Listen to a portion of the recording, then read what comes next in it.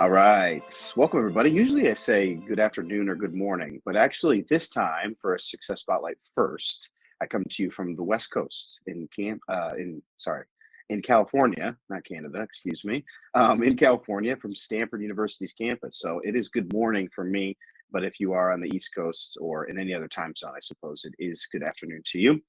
Welcome to the 22nd edition of Success Spotlight. We're almost to our 2-year mark. And today, we have just one of the best guests that we can have. And to me, I guess from a personal standpoint, this is, of course, a bittersweet moment because I get to have Brenden on, who's been a friend of mine for a couple of years, and talk about something that is new to the Success Spotlight program, but ever so important, especially during this time of year when the weather starts to change and the days get a little bit shorter. So, as always, of course, my name is Noel Duda. I'm the Client Experience Manager for IdealTraits. And today we do have Brenden Corr, who is currently Director of Sales at Fora, helps better understand the property risk that is present within carriers and homeowners, within natural disasters and things of that nature, which I'm sure we'll talk a little bit more, but is also the co-founder of Project 55 with Justin Goodman, which helps with mental health resources for folks all across the country. Brendan's originally from the Pacific Northwest, so he does happen to be, unfortunately, a Seattle Mariners and a Seattle Seahawks fan, but now resides in Montana. Believes that the best leadership style starts with self-awareness. And then in addition to that, believes that the best thing that you can bring to a room is authenticity. So today we'll focus on certainly getting very authentic. But Brenden, appreciate you giving us your time, my friend. I love it, man. That was a good little segue in, man. Yeah, Not bad. A couple of hiccups. Let's get authentic. Let's talk about you in Canada. I love it, man. That's the best. yeah. I have been to Canada a couple of different times. Pleasure to be here, man. I appreciate the invite to join you. I've watched plenty of these, and more importantly, just a huge fan of what you stand for and who you are. So happy to be here, happy to join, and happy to have a conversation on this lovely Thanksgiving week. Of course, and right back at you, my friend. And I'm glad that brings us both here today. So as we start, of course, every Success Spotlight, let's hear a little bit more about Brenden. How did you get started with what you're doing now, and starting something so impactful like Project 55? I know it's a lot to impact, and I'm sure we'll hit a couple of questions as we go throughout. And for folks that are here listening, again, we appreciate you taking time out of your day to be here, especially so close to the holiday. And if you do have any questions, please feel free to use the Q&A section. But Brenden, let's hear a little bit more about you.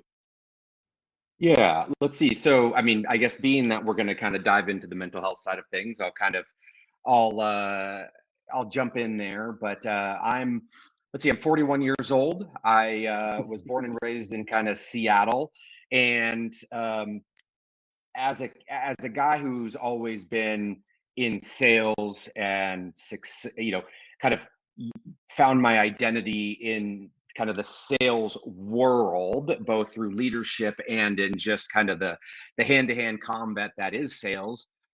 A lot of my identity was also wrapped up in sales and metrics and performance. And what ended up kind of bringing me to Montana was a job that was in the insurance space. But kind of before getting to that is I actually found myself in kind of a downward spiral, ended up in rehab down in California, Newport Beach. I spent 90 days down there for alcohol and Xanax addiction, and kind of had really, found myself at the bottom and needed to get some help. And so as I've kind of over the last few years found myself trying to reclaim who I am, my identity, a lot of who I always thought I would be is who I am today. But it just took a little bit longer to get here. And so I have a lot of things that throughout the last couple of years, I don't want to say they're regrets because they've always been very, I've learned a lot along the way, but, I'm just also very grateful to be here and for the experiences I've had to get here, to then join the insurance industry, I was previously with a company called Loss Run Pros. That's what brought me to Missoula. And then over the last kind of almost year now, I've been with Fora, two different businesses that are women owned. So I've kind of found myself in these early stage startups. It's just, I don't know, man, like the last 5 or 6 years have really just been uh, incredible. So much growth, so much excitement, so much self-reflection. And, I know we'll dive into it, but that's what kind of was the culmination of where Project 55 came from, and kind of some of the spotlight of mental health. So Yeah. that's a little bit about me. There you go. Yeah. And, shout out to that mention of Lost Run Pro, because, we probably wouldn't have met without it, right? I believe it was FAIA. So our Florida agents that are on here, shout out to you guys back in, what was that, 21? 21 or 22. Yeah, it was one of those first year or two. Might have been 22, because I think I missed the first one. But yeah, Lost Run Pro, man. I mean, that's what got me into the industry. Regan, the CEO over there, we had a mutual friend. She kind of the mutual friend had reached out to her, and she was starting Lost Run Pro. If any of you guys use them by chance, they do commercial loss runs. But she kind of knew that I needed a change. She had this startup that was kind of, she was kind of testing the waters.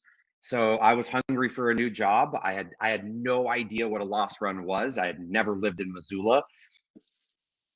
She was willing to take a chance on me, and I told her that I'd give it my all and work hard, learn.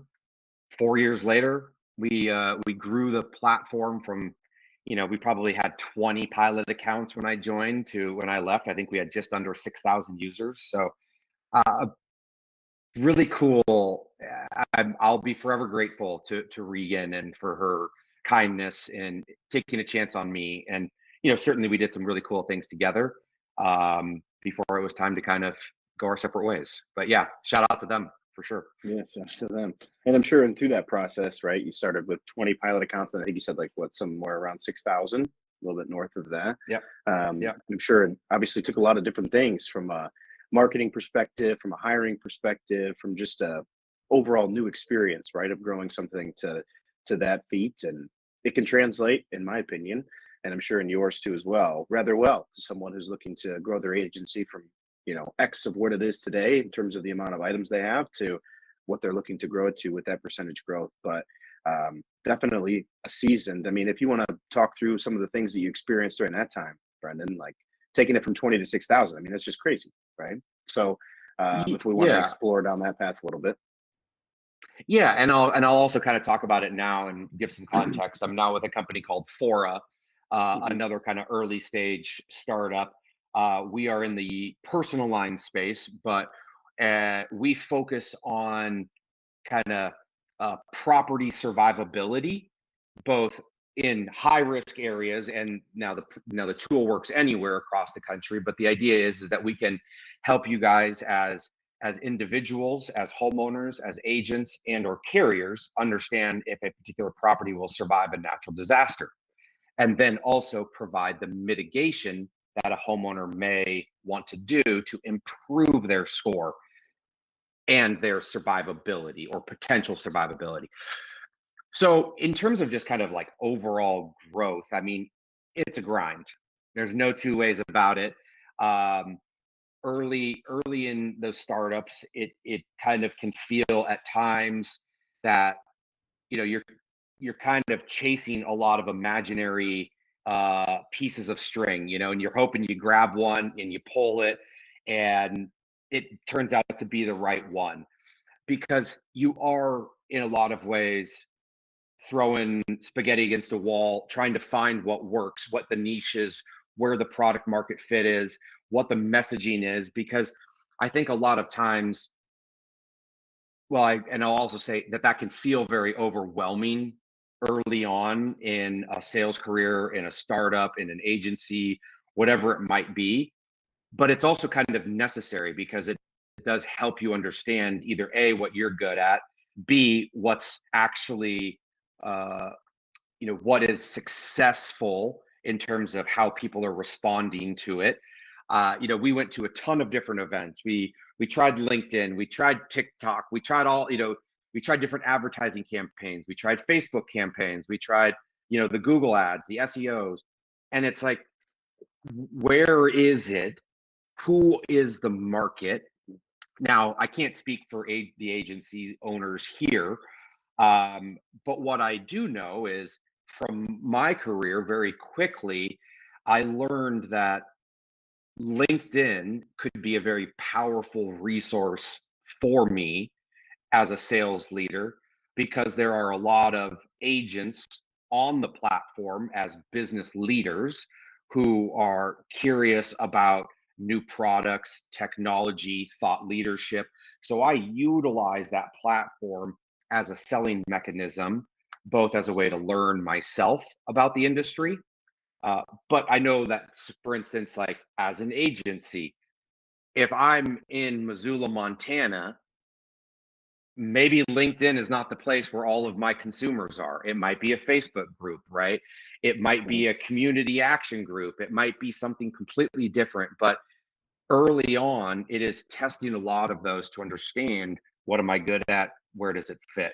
And yeah, it took a long time to do that with Lost Run Pro. But then once we found it, man, it was, I mean, we were off to the races. And we're doing the same thing right now with Fora. And, Mhm. you know, I mean, you Yeah. get it. You're doing it too. IdealTraits is Yeah. different marketing campaigns, different advertising campaigns, doing the spotlight success, right? Different ways to captivate an audience, to engage the consumers, to engage the customers, provide knowledge. Um, Mhm. all very valuable, but they have to work. Yeah. Yeah. And generally, I think from that sentiment, you find that it's not a one size fits all, right? So important to go about a couple of different ideas and try all these different things and see what sticks and see what doesn't, right? So, for those of you that I are mean, on here, if you've never, I'm okay, horrible at building processes, right? I can tell cool, you yeah, what I know the process needs to look like, but I'm horrible at developing and building out Salesforce or HubSpot, right? That is not my specialty. I am not good at that. I can tell you what I want it to look like, and then I can follow it, but I am not good at moving the objects, creating the kind of automations internally. Like I see it, but I cannot build it. That is something I will hire out. I will pay somebody, or the next person we hire from an operational standpoint will need to be better at that. Understanding what you're good at as an agency owner, as a manager, I think is also an incredibly valuable component to being a good leader because I've spent way too much time trying to fix things or trying to do things that are not a skill set of mine. And in reality, I could be far more successful doing something that I like doing, going to events, picking up the phone, building campaigns, than building out HubSpot workflows. And I think for agency owners, this is a generalization, but so many agency owners used to be a producer, right? And so they're very good at selling, right? And they may not be good at the operational side. So, what is it? Can they identify what they're good at, what they're not good at? What can they offload? What blind spots do I have? And that's an important part of that early leadership. mm, yeah, 100%. All right, very cool. Well, take a look, guys. I put the Fora website there in the chat, so you should see that in the Q&A section. And then I did also link Brendan's LinkedIn page. So go throw him a connection, and you'll see sort of the content that he posts, and it might stimulate some ideas for you too as well. But Derek, we do see your question here, sort of asking us to transition into that, mental health side of what the webinar is going to include of, and yeah, we're just setting the stage a little bit with, who Brenden is and where we're at. But we can absolutely get to that. So, Brenden, let's talk a little bit more, I suppose, focused on Project 55. Of course, when you were at Lost Run Pro and sort of made that move to Fora, right? It was Project 55 was something that was incredibly important to you. So I've been lucky enough to sort of hear it from as you sort of built that up. So I'd love for you to give some background in terms of how that started and where it's at now as we transition into that topic, if you're ready.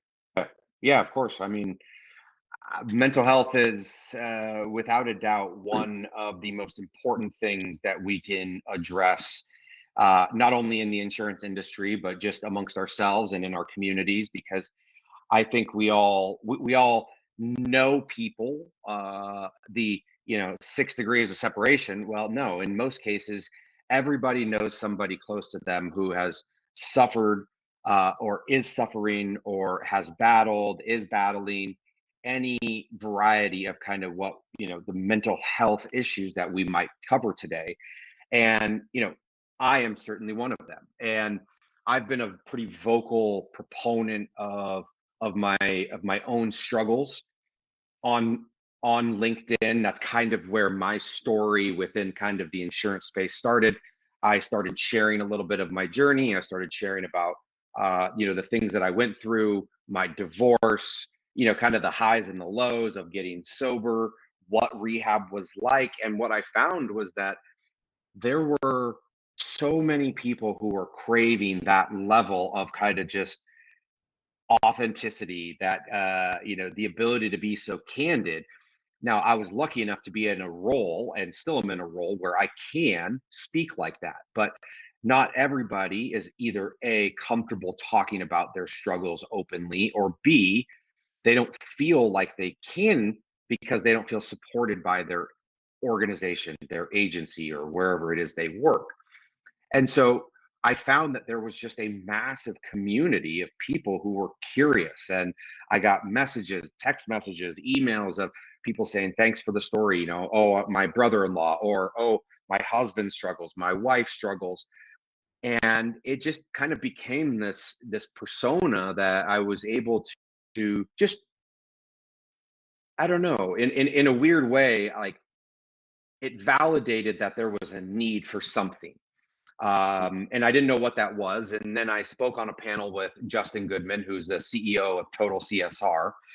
And we spoke on a mental health panel at Applied Net a couple years ago. And then shortly after that, he sent an email to a couple of us and said, hey, I've got this idea. I'd like to, what do you think of it? And the idea became Project 55, but it was, how do we help more than just a handful of people? There's a massive barrier to entry when it comes to mental health and mental health training and resources. And when he posed the question, I was like, I think I responded with like eight pages of information in a matter of like 38 seconds, right? I was all in, I was ready to go. And so within about 6 months, we had Project 55. We, kind of did a little soft launch, but the idea behind it is, we've built now a program, and we launched the official training in June of this year. But Project 55 is a completely free online training program for anybody that would like it. It's anywhere between about 5 and 6 hours, but it is a world class training program that walks you through not only what is mental health and all the different types that somebody might have, but then we walk through the eager framework, which is what would allow somebody to be what we'll call is, and what we've called the training is, our mental health first responder training. And we call it kind of that first responder is because so often the people in our work communities are the people that we actually spend the most time with.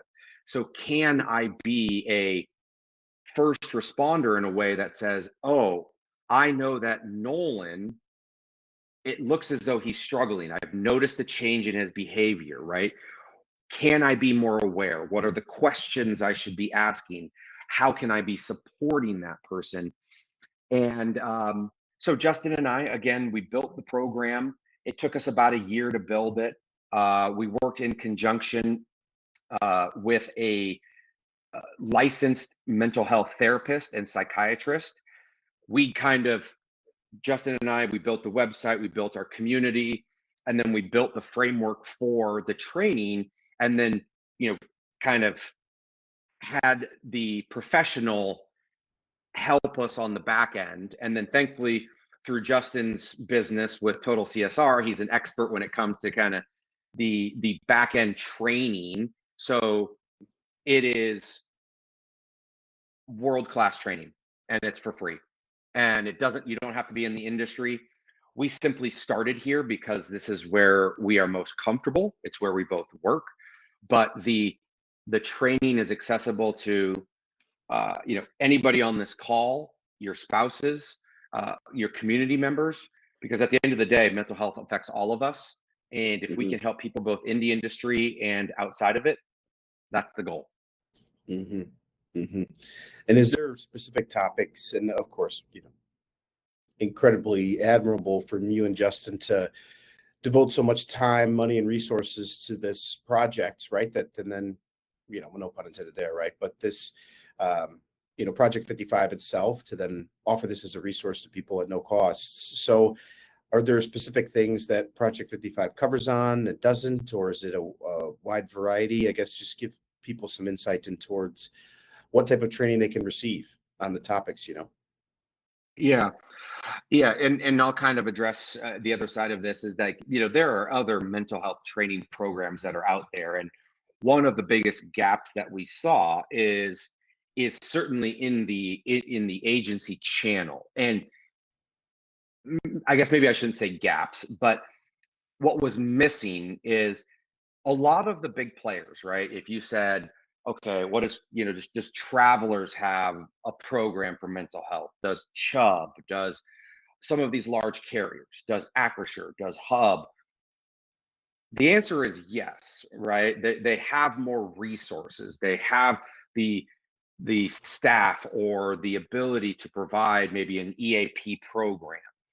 But what we found is that, okay, when we peel back the layer of some of these large companies, there's 1,500 mutual companies in the US that aren't Travelers, that aren't Nationwide, that aren't Hartford, that maybe don't have access to an EAP program because there's only 15 people in the office, and the same thing on the agency side is you peel back that side and we're left with 36,000 independent agencies that are less than 20 employees. Now, the chances of these agencies having EAP programs, pretty slim. So when someone is struggling, what happens? Well, Nolan, if you're a manager, you might not be equipped to handle this, but someone comes to you when there's a death. Someone comes to you when somebody isn't, maybe has called out of work 5 days in a row and you don't know why. Again, it could be, do they have a child who's autistic? Are they struggling with depression? Are they struggling with addiction? Maybe someone in their family has addiction, insomnia, PTSD. When someone in the office, especially in these smaller offices, is struggling, the ripple effects are much greater because the offices are smaller. But oftentimes the people in these agencies or in these companies, they have no training, and not by any fault of their own. It was never a part of the job description, right? But it does fall to them. It falls to an owner. It falls to the manager, because who else does it fall to when Brenden doesn't show up to work, or Brenden, there's suspicion that maybe I've been drinking at work? Who do the other employees go to? How do we respond to those situations, right? And so that was really the big kind of piece of this was, where do people go if they need this type of access to training and resources? And there wasn't anything available. And the thing that is available, an EAP program. Okay, well, even if you do have an EAP program, most people don't feel comfortable using it because they're afraid that if they do talk to somebody, it might get back to their manager or their leader.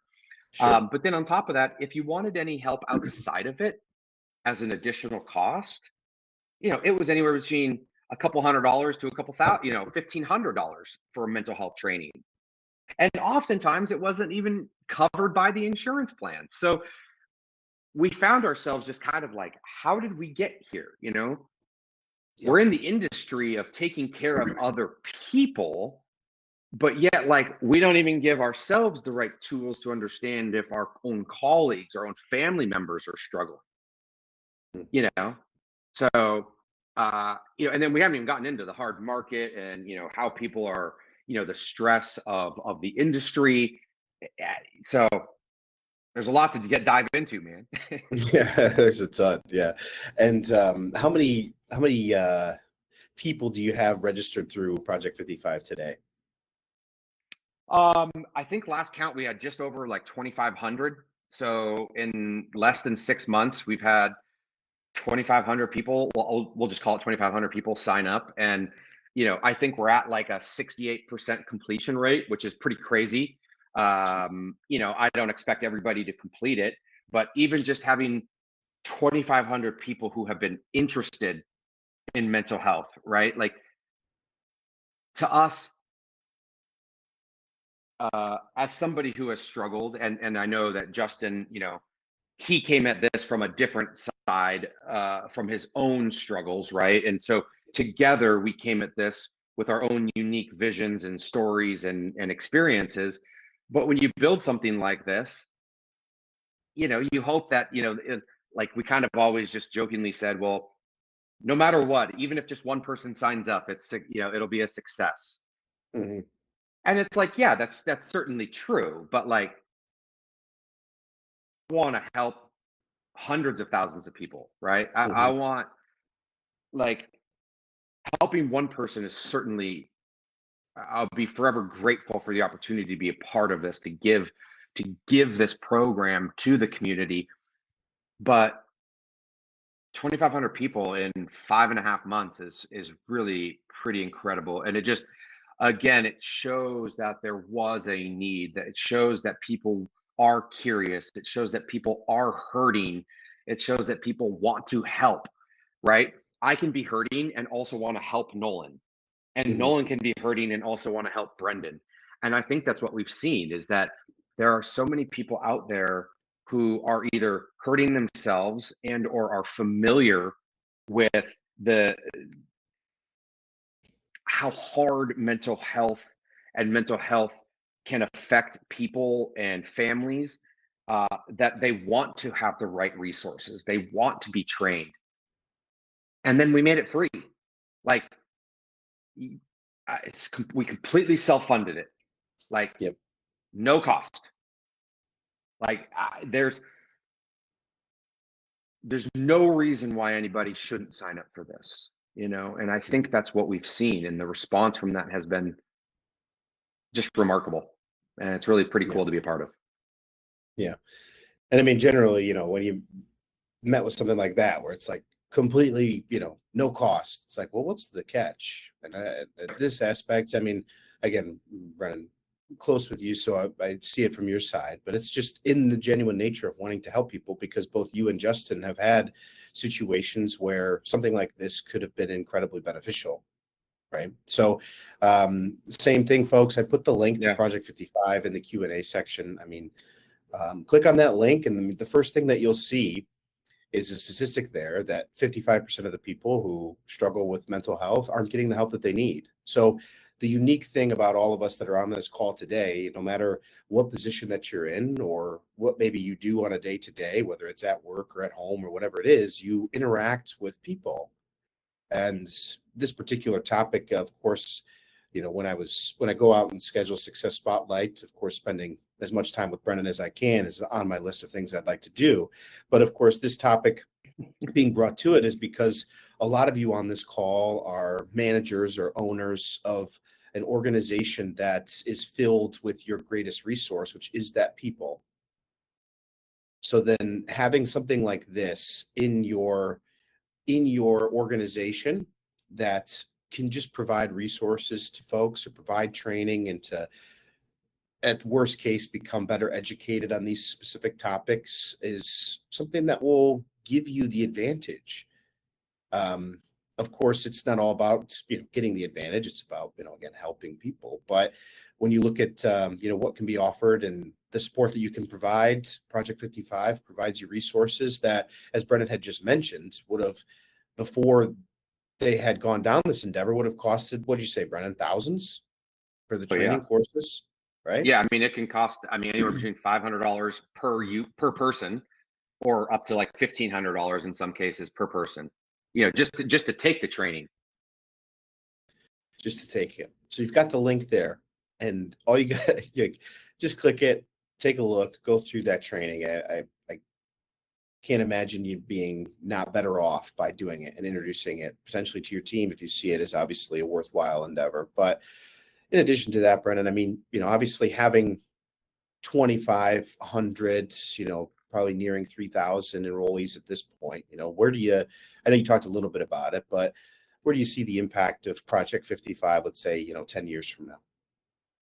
Yeah, I'll answer that in a second. I do want to hit on one thing that you talked about here is, Sure. I think it's such an important thing to understand that this tool isn't just for the CSRs who are Mhm. struggling, right? Or it's also for the leaders and the agency owners who are struggling. This is for anybody. And I say that with as much conviction as I can, because first of all, going back to leadership, creating safe environments where people feel like they can show up as themselves is incredibly powerful. So as a leader, even if you're not struggling, offering this as a resource to your employees just lets them know that you are okay with a version of this type of conversation. So it allows them to feel more comfortable addressing something that they maybe didn't feel comfortable enough bringing up to begin with. Mhm. And also vice versa, right? Leaders, owners, managers, we expect that they are supposed to never struggle. And the reality is most often leaders are struggling, trying to choose the right path. Are we making payroll?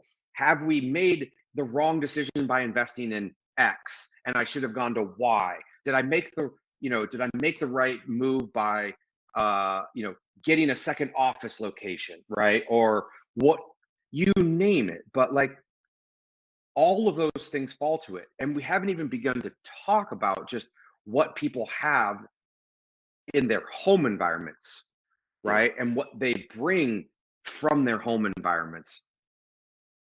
We are more than ever connected. There is no 9 to 5 anymore for most of us. It is no longer a work life balance, right? It's work life boundaries.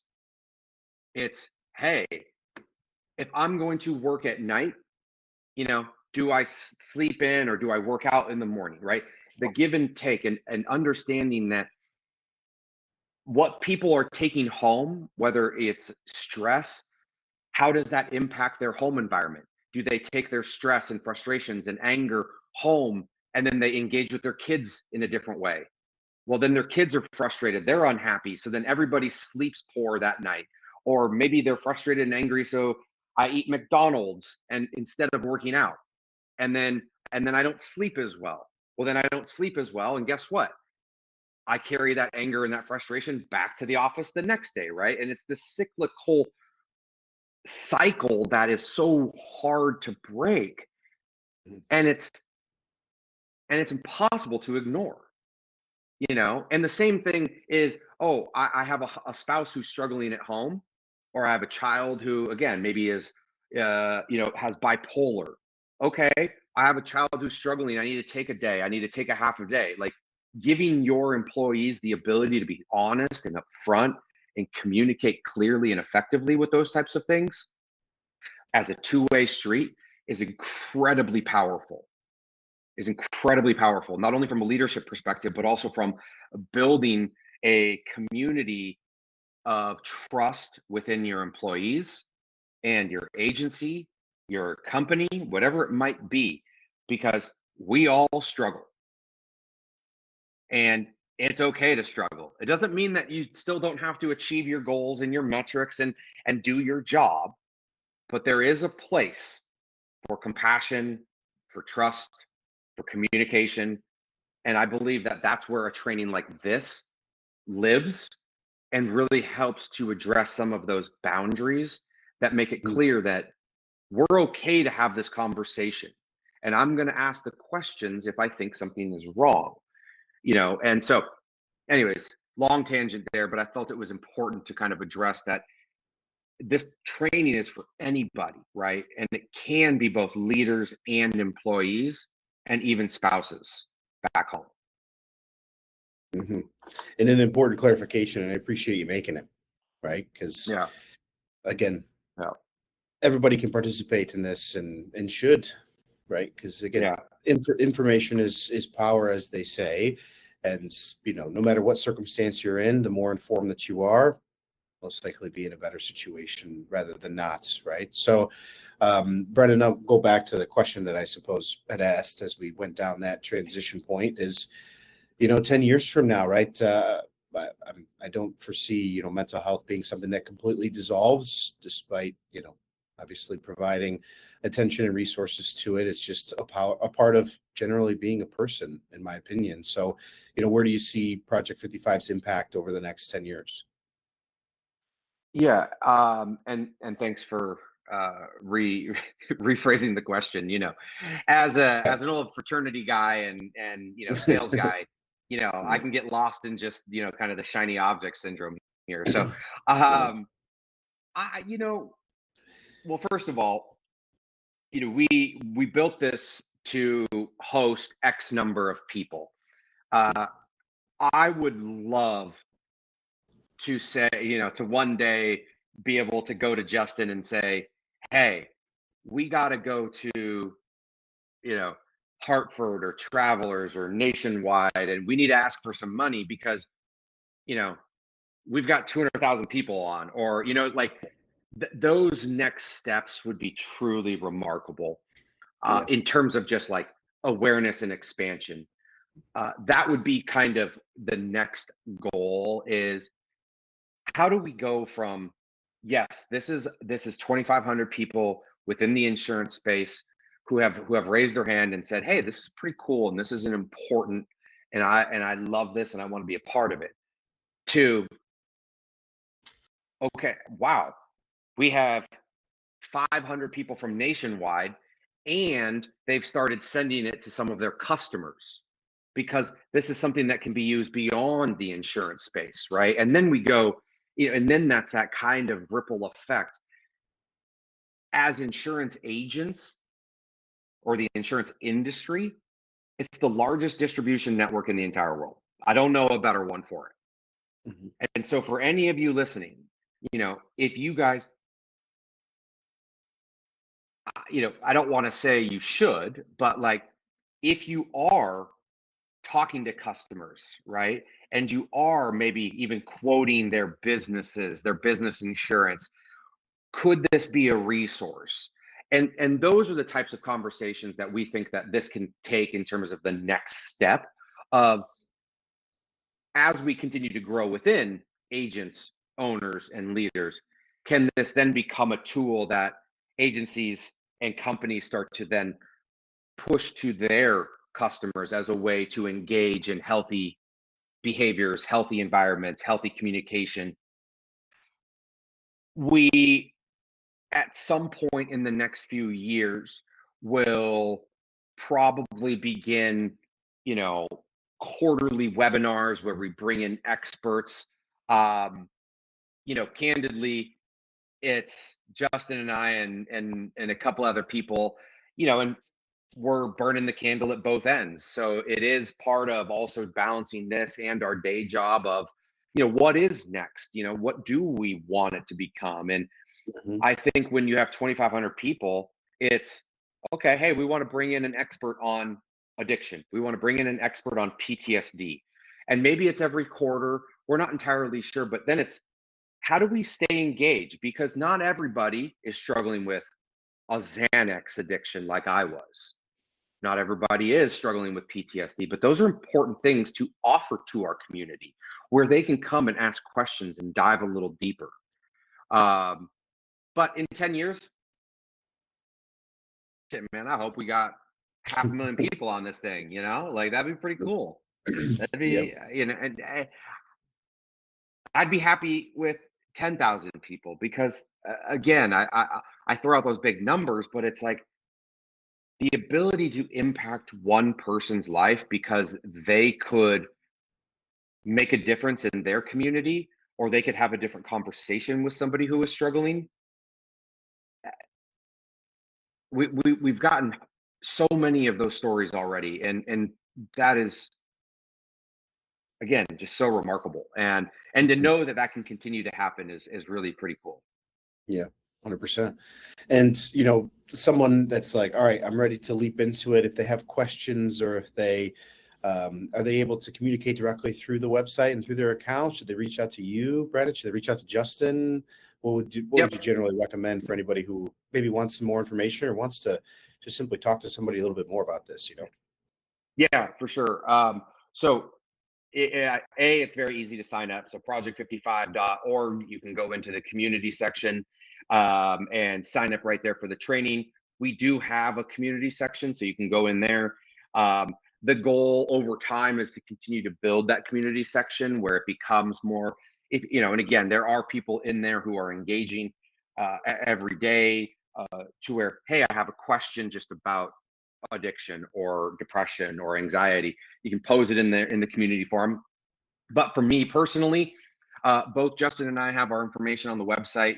Mine is Brenden at project55.org. So you can shoot me an email. You can find me on LinkedIn. Again, going back to just leadership style, like I've made a massive point of just from a business standpoint that's a huge part of how we market the kind of the brand, even if it is a personal brand of both Project 55 and for Fora. But you can reach out to me there. I post a lot about Project 55.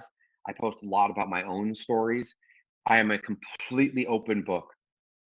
I am happy to have a conversation with you individually, webinar, phone call. To me, there is nothing more important than these types of conversations, which is why, Nolan, you and I have talked about this at length. Like, it matters, man, and it matters that companies and people like you and Ideal Traits are, you guys didn't have to have me on. Yes, we're good friends, but Ideal Traits could have said, no, we're okay, right? Like this doesn't fit within the scope of what we want. It's not easy sometimes to go against the grain and to allow groups to do something a little bit different, to go out and say, hey, this is different, but we find value in this. And so I want to make sure to thank you and the entire team at Ideal Traits, because not everybody is having us on their podcasts. Not everybody's, inviting us to their events to speak. And that's okay too. But it takes groups like you guys saying yes to help us spread that word. Mm-hmm. Yeah. And no, it's been a pleasure being able to hear about this journey and participate in it as much as I can and we can. And again, such an important topic because we work in the arena of people, and this is something that people struggle with, right? So, all right, as we get close to time here, Brenden, anything else that you want to any pinpoint or talk through real quick before I get to, I suppose, my last question that I always ask each guest? I mean, it's, I guess in the spirit of Thanksgiving, are we for Thanksgiving? Do we like Thanksgiving? Or are we not Thanksgiving people over in California or Oh, Canada, wherever you are? yes, can confirm. Palo Alto, California. I maybe a hot take. I'm not a fan of the things. I'm a fan of Thanksgiving in itself, but I'm not a fan of the food. No, so we'll be having. I think my brother's cooking up New York strips on Thursday. So you guys Okay. can all enjoy the turkey, all the mashed potatoes, all the stuffing you want. I'll have the New York strip, which is the best cut of meat too, which is probably another controversial take, but I don't know. You could Ooh. maybe win me over with ham instead of turkey, but Oh, just in itself, all right. yes. All We would right, eat it all the chat. time. I Yeah, don't yeah, know. Ham? All right. Ham? The only other person I know who likes ham is my grandma. I don't know anybody else. What do you like? Just ham sandwiches? All right. Sometimes. Well, Yeah, maybe we're mixed. getting off topic here, but we might have to Yeah. have a whole nother success spotlight just on if people like ham or not, dude. Yeah. We might. We might. I think it'd be more Love interesting it. if it talks about maybe football or something like that. But the Lions are struggling, so we're meeting. We need to get some things figured out. But hopefully, your Seahawks can stay hot, reasonably so, I suppose. You think the Vikings are having some They- second guesses about letting Darnold go? Yes, 100%. I don't think that that's working out for them too much. But all right, nonetheless. All right. Well, Brendan, the last question that we ask every Success Spotlight guest is, what is, usually, of course, it's specific to hiring, but this being a little bit more of a different topic and unique, but, of course, just as important. What is one thing that you would recommend, people implement into that they focus on and implement within their businesses or within themselves, once they obviously leave here today? It can be pretty vague. It doesn't have to be like, you should start working out today, right? But something specific, that can be like, hey, this is what I recommend. I know we talked about authenticity quite a bit, but curious if you have anything else in that sense, Yeah, I mean, and I just wrote about this on my LinkedIn. I think it's so important, and oftentimes we find ourselves chasing the success we think we need because it was defined by others. And it's like I was guilty of that, and at times, sometimes, like I'm still guilty of that at times, and I think it's hard to separate that when I maybe work for somebody else and I have my metrics, but like the goals that I was chasing, the identity I had attached to those things were so misaligned, um, that I think it led a little bit to and contributed to kind of some of the habits that led me down a dark path, and Mhm. and it took a long time, and so I don't have the cure or the fix, but for anybody who is struggling out there, I would encourage you to either certainly ask for help, right? Find somebody, reach out to me, reach out to Nolan, who could put you in touch with me. But also, where is your identity and what is it tied to? Oftentimes people are so tied to their work, right? The highs and lows of it. And again, I'm still guilty of this, but what outside of that is driving me? What outside of that is driving my happiness, my success? And I think that those two can be aligned. And through therapy, through finding what makes me tick, you know, creating good habits, I've been able to refocus. And again, if I asked you to do 100 pull-ups today, Nolan, you probably would be like, "Yeah, right, bro." Like, but Can't if do I it. said, "Hey, give me 100 pull-ups in the next 2 years," you could probably get there, right?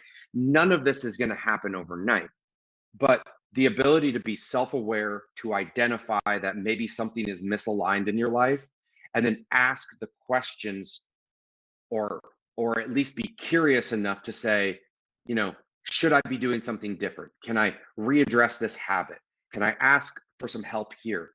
Is so empowering because it will unlock so many doors of curiosity, wonder, and maybe a little struggle in there. But like, you know, you gotta kind of wage the darkness before you find the light. For sure. All right. Well, outstanding. Well, again, I know we just scratched the surface on such a big and sensitive, yet again, as we've said throughout, important topic. So, as I had mentioned to you all before, you've got Brendan's LinkedIn there in the Q&A section. You've got information on Fara, and then you also have a link to Project 55. So, open those up, bookmark them, check them out. Let us know if you have questions, and I can connect you with Brendan any which way. And I know that he'd be happy to help you all out and answer your questions. But Some housekeeping things, of course, in the spirit. IdealTraits does have their Black Friday special.